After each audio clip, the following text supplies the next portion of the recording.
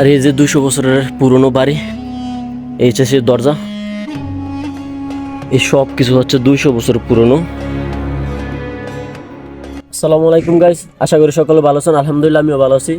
আজকে চলে এসলাম প্রায় 200 বছরের পুরনো পাহাড়ে, যে পাহাড়ে কিনা সৌদিরা ইসলাম নিয়ে কথাবার্তা বলতো বা গবেষণা করতো, ইসলাম ব্যাপারে কি কথাবার্তা বলতো, আজকে আপনাদের তাই দেখাবো। তো ভিডিওটা শুরু করার আগে একটাই কথা, এখনো যারা আমাদের পেজটি ফলো করেনি অবশ্যই ফলো করুন এবং ভিডিওটা শেয়ার করবেন। চলুন যাওয়া যাক। এই পাহাড়টি অবস্থিত সৌদি আরব আল জুফ সাকাকায়। আর এই পাহাড়টির নাম হচ্ছে আল জাবাল, যা 200 বছর পুরনো এবং বিভিন্ন জায়গা থেকে লোকজন আসতো যারা ইসলামের বিভিন্ন বিষয়ে আলোচনা করত। পাহাড়টি অনেক পুরনো হয় এই পাহাড়ে লোকজন আসে কম।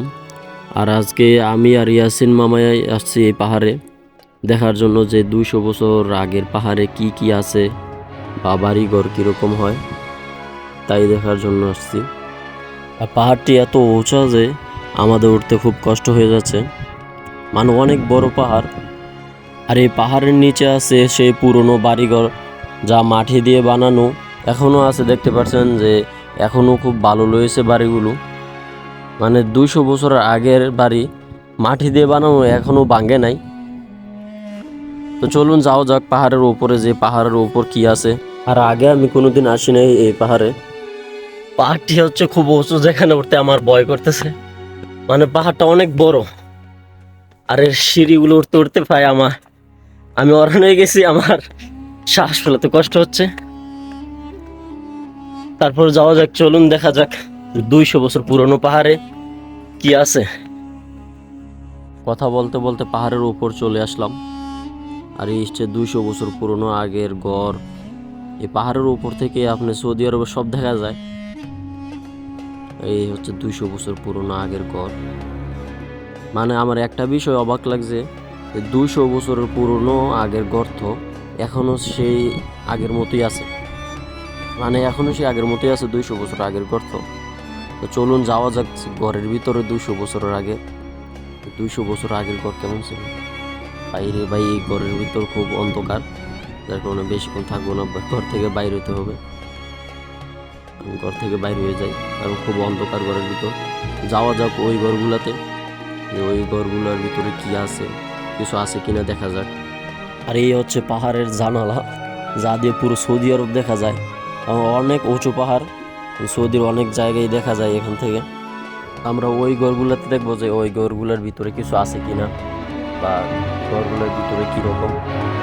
এই পাহাড়ের মাঝখানে এই ঘরটা আছে, আর এই ঘরটা হচ্ছে সবচেয়ে বড়। এই ঘরের জানালা অনেকগুলো, আমরা এই ঘরটাও দেখবো যে এই ঘরের ভিতরে কি আছে।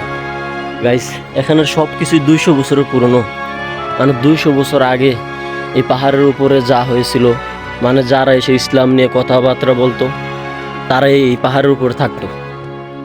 এই যে দেখতে পারতেছেন, এটাও 200 বছর পুরনো। এখানে আগে 200 বছর আগে মুসল্লিরা এসে থাকতো। মানে এক কথায় পাহাড়টা এত উঁচু, আমার এখানে ভয় করতেছে। এখন মাগরিবের টাইম হয়ে গেছে, আমি বেশি সময় এখানে থাকবো না, আমি চলে যাব। কারণ এখানে শুধু আমি আর মামাই আসছে, আর কেউ আসে নাই, সবাই এখন চলে গেছে। আর এই যে 200 বছরের পুরনো বাড়ি, এই হচ্ছে সেই দরজা। চলুন দেখা যাক একটু ভিতরে কি আছে।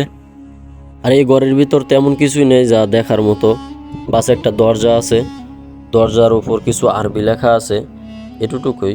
আর যা ছিল সব কিছু জাদুঘরে নিয়ে গেছে, ওই জায়গায় রাখছে। আর আমরা এখন এখান থেকে চলে যাব, কারণ মাগরিবের আজান হয়ে গেছে, এখানে বেশিক্ষণ থাকবো না।